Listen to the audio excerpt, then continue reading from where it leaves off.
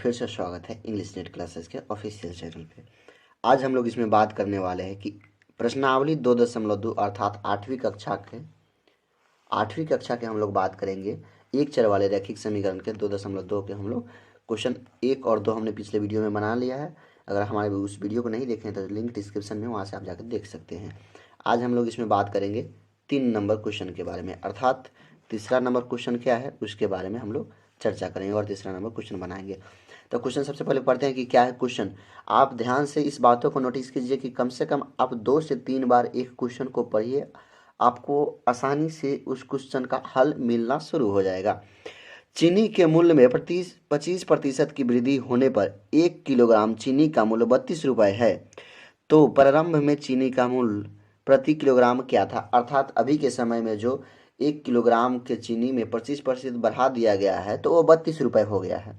तो शुरुआत में जो पहले बिकता था उस समय चीनी का मूल्य क्या था, जो आज 25% बढ़ा देने पर उसका कीमत उतना हो गया है।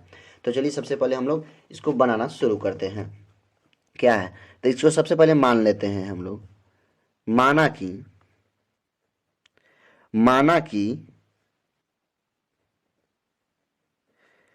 चीनी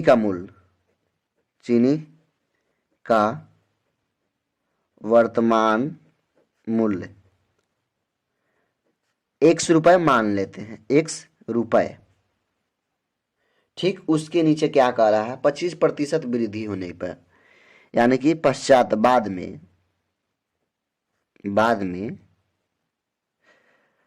चीनी के मूल्य में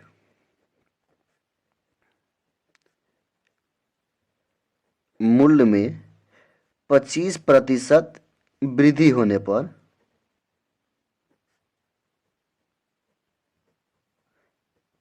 अर्थात चीनी का हमने क्या माना है, एक्स माना है और 25% है, अर्थात इसमें 25% जोड़ देंगे। अब प्रश्न के अनुसार अब हम लोग चलेंगे, प्रश्नानुसार लिखेंगे यहाँ पे। प्रश्नानुसार चीनी का मूल्य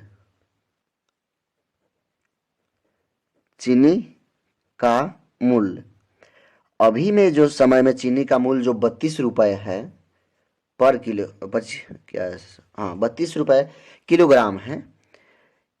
तो दोनों को मिला करके ना है 32 रुपये किलोग्राम। तो इसका कैसे प्रश्नानुसार क्या हो जाएगा, एक्स चीनी का मूल्य प्रारंभ में और बाद में x plus 25% is equal to 32 है।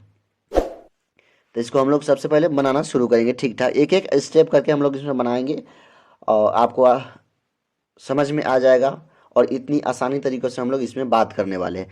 तो क्या हो जाएगा, एक्स प्लस 25% को हटाने पर 25, ठीक उसमें बटा में 100 से भाग दे देते हैं, इज इक्वल टू क्या हो जाएगा 32। अब इसको डिवाइड करने पर 1/4 आ जाएगा। तो x plus x plus 1/4 is equal to 32। ये क्या हो जाएगा, x plus x/4 is equal to 32। यहाँ पर ए हो जाएगा। उसके बाद क्या हो जाएगा, चलिए हम लोग एक एक करके बनाएंगे और एक एक करके समझेंगे हम लोग। तो यहाँ पर क्या हो जाएगा, यहाँ पर बटा पर का जोड़ हम लोग निकाल लेंगे। तो बटा पर का जोड़ 1 और 4 का एलसीएम 4, 4x प्लस x बराबर 32 हो जाएगा। अब यहाँ पर कुछ नहीं है तो हम लोग तिरछा गुना करेंगे, यहाँ पर लिख देंगे तिरछा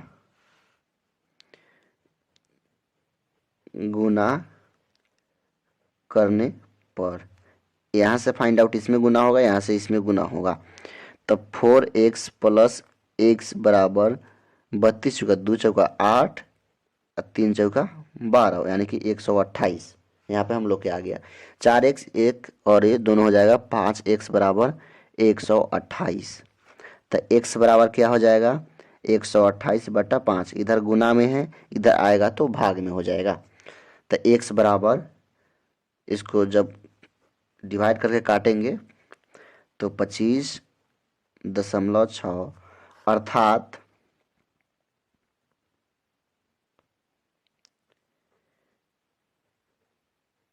चीनी का प्रारंभ में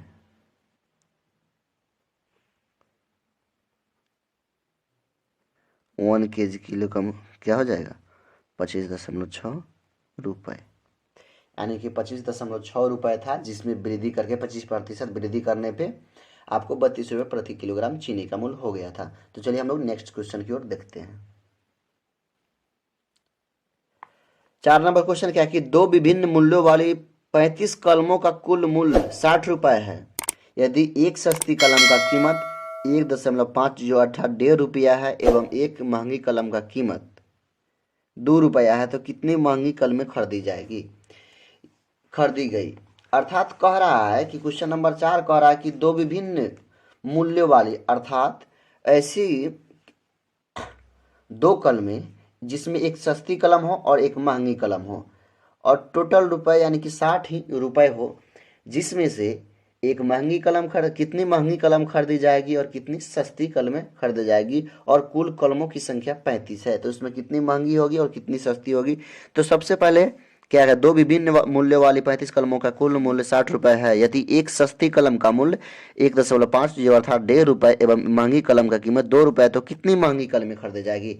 तो सबसे पहले हम लोग इसको मान लेंगे, जो निकालना रहता है उसी को सबसे अच्छा तरीके से अगर मान लेते हैं तो वही बेटर होता है, क्योंकि उसको हम लोग मान लेंगे। तो यहाँ पर सबसे पहले लिखेंगे क्या, माना कि महंगी कलम की संख्या बराबर महंगी कलम की संख्या बराबर x। हमने मान लिया है कि महंगी कलम की संख्या बराबर x, तो हमने सस्ती कलम को भी माने, तो सस्ती कलम की कीमत बराबर कलम की संख्या बराबर, जब हमको मालूम है कि पूरा कलम 35 है जिसमें से महंगी कलम x हो जाएगा, तो सस्ती कलम क्या है, तो टोटल में से महंगी कलम को हटा देंगे तो वो सस्ती कलम हमारा आ जाएगा। तो जैसे कि हमारा टोटल यहाँ पे लिखेंगे कुल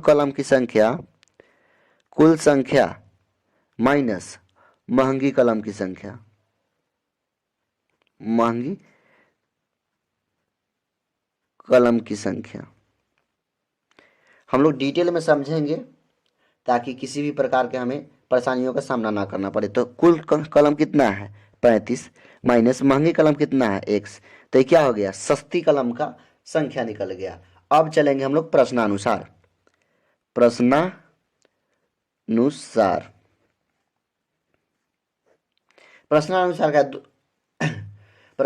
क्या है कि दो विभिन्न मूल्यों वाली 35 कलमों के कुल मूल्य 60 रुपये है। यदि एक सस्ती कलम का मूल्य 1.5 रुपये एवं एक महंगी कलम का मूल्य 2 रुपये है, तो कितनी महंगी कलमें खरीदी जाएगी। अर्थात बताया जा रहा है कि इसमें कितनी महंगी और कितनी सस्ती कलमें खरीदी जाएगी। तो प्रश्नानुसार क्या है, महंगी कलम प्लस सस्ती कलम की संख्या कितना है 35 माइनस x, टोटल कितना है दोनों का 60 रुपये का है। अब आपको एक नोटिस करना है कि महंगी कलम की कीमत था, यहाँ पे लिख लीजिए, महंगी कलम 2 रुपये, सस्ती कलम 1.50 रुपये। तो यहाँ पे क्या है, x plus 35 minus x is equal to 60 है। तो ये हमें बता रहा है कि इनकी संख्याओं का मान, जो दोनों कलमों का मिला करके खरीदा गया है, उसका मान है 60 रुपये। तो यहाँ पे क्या हो जाए, x को हम लोग कितने से गुना करेंगे, x को गुना करेंगे महंगी कलम के, माने हैं कि इसको x किसको माने हैं, महंगी कलम को माने हैं। तो 2 गुने x प्लस 1.50 गुने 35 minus x is equal to 60 हो जाएगा। तो 2x प्लस 1.50 से 35 में गुना करने पे हमारा आ जाएगा 52.5 माइनस 1.50x अर्थात इज इक्वल टू 60। तो सबसे पहले हम लोग एक तरफ कर लेंगे, 2x minus 1.5x plus 52.5 is equal to 60। ये 2x में से 1.5x घटेगा तो बचेगा 0.5x plus 52.5 is equal to 60। अब चर को एक तरफ रखेंगे अचर को एक तरफ करेंगे तो 0.5x अर्थात 5x बराबर 60 माइनस 52.5। 0.5x बराबर यहाँ पे हम या का चिन्ह लगाएंगे अर्थात बराबर का चिन्ह सभी में लगाते चलेंगे वरना हमारा इसका मीनिंग चेंज हो जाएगा। तो 0.5x बराबर 7.5 60 में से 52.5 यानी कि 60 रुपये में से 52.5 घटावला पर 7.5 रुपया बची। तो x बराबर का हो जी x बराबर 7.5 बट्टा में 0.5 ताकि इन्हें गुना में बा उन्हें जाई भाग में बा तो सबसे पहले दशमलव से दशमलव कट जाए तो यहाँ पर का हो जाए बच जाएगा 75/5 तो 15 बचे 75। x के मान कितना आ गए 5। x हम लोग माने किसको थे x हम लोग माने थे महंगी कलम की संख्या कितना होगा तो यहाँ पर महंगी कलम की संख्या कितना निकल गया अतः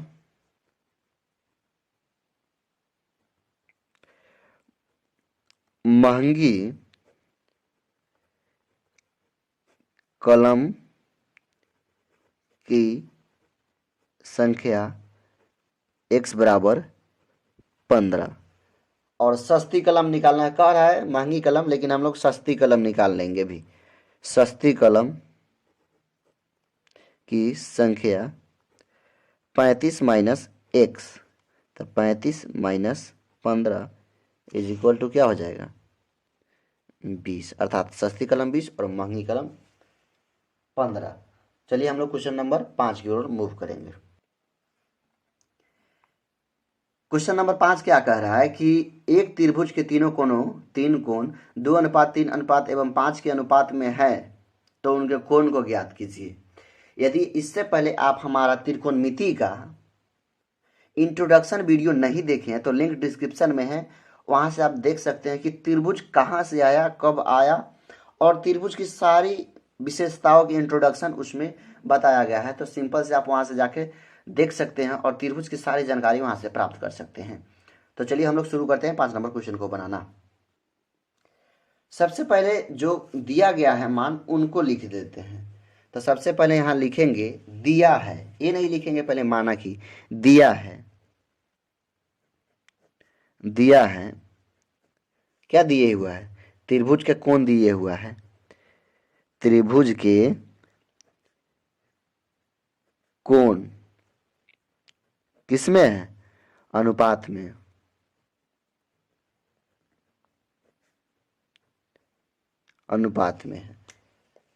2:3:5 और माना कि तब लिखेंगे हम लोग यहाँ पर माना कि सबसे पहले हम लोग एक यहाँ पे आकृति बना लेंगे त्रिभुज का समझने के लिए। त्रिभुज इन तीनों कोणों का अनुपात में दिया हुआ है वैल्यू 2:3 एवं 5 के अनुपात में दिया गया है। तो त्रिभुज के तीनों कोण ज्ञात करना है। तो माना कि त्रिभुज के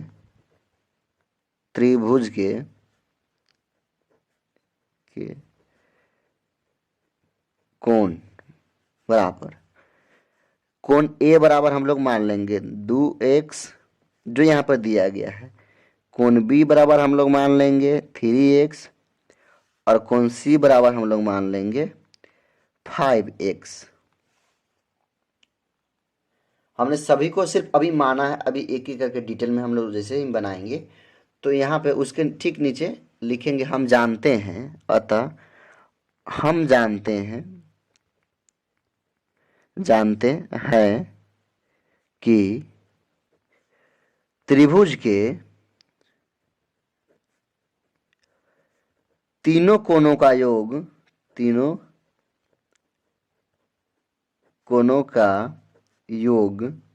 यानी कि जोड़ 180 डिग्री होता है।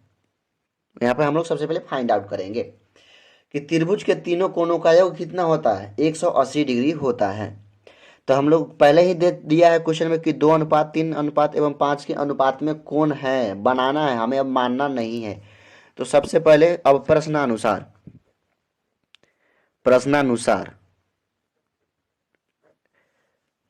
अब क्या है कि कोण ए प्लस कोण बी प्लस कोण सी अर्थात तीनों को मिलाकर के कितना है, 180 डिग्री होता है।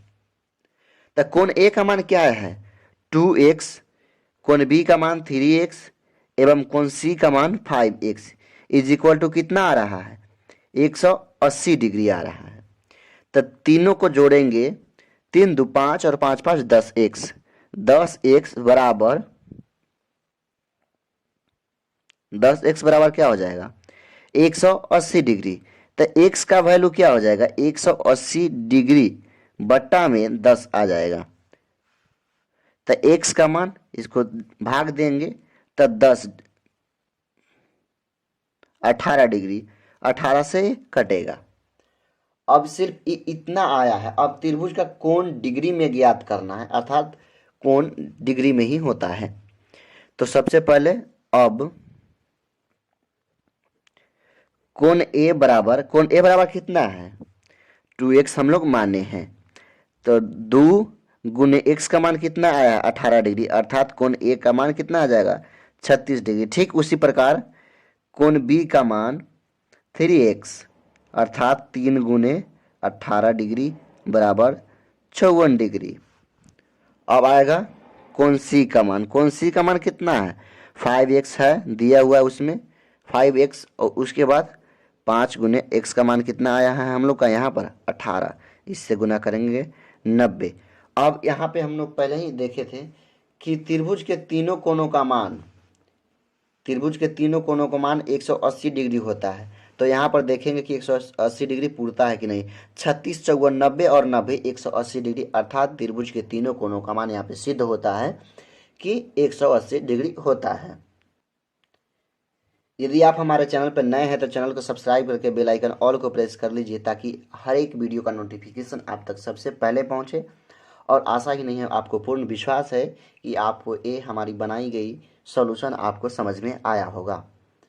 और इसी प्रकार की सारी वीडियो देखने के लिए क्लास 7वीं 8वीं एवं 9वीं एवं 10वीं की सारी मैथ सभी विषयों का यहाँ पर एक एक करके सारी जानकारी मिल जाएगी। तो मिलते हैं नेक्स्ट वीडियो में, तब तक के लिए जय हिंद जय भारत।